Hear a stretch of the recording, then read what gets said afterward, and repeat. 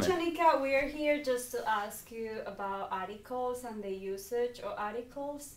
We know that you have a good background. You used to be an IT student. TI.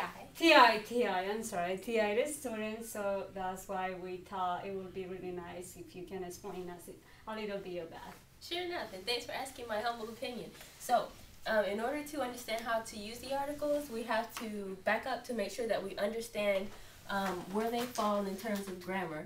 So, the noun we already know is person, place, thing, idea. We have person, place, thing, idea, etc. And that includes proper names as well. And the article modifies the noun. So, and when I say modify, I mean that it agrees with, it introduces, it explains the noun, gives more information about the noun. And as you already said before we started recording, in English we have 3 articles, A or N. These two are basically the same. The usage depends on whether or not the word that comes after it starts with a noun, or starts with a vowel. Okay, and then we have the. And now I'm going to talk about the articles themselves, but I did want to mention one other thing, that anything that modifies a noun, we already know is an adjective. And technically, the articles are adjectives, but since these particular 3 are kind of special, people put them in their own category of articles. Okay, so now that we've done that part, we go over here and we talk about the 2 types of articles. We have either the definite article or the indefinite article. Now over here, when we were talking about our nouns, we noticed that nouns can be either singular or plural. Like for example, person, we'll say doctor. And then doctors, alrighty.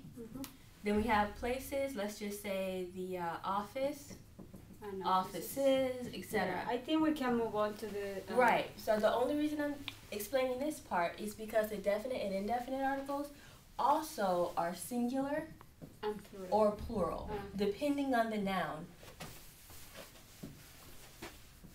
There we go. So we make that nice or nicer. So we have our little quadrant.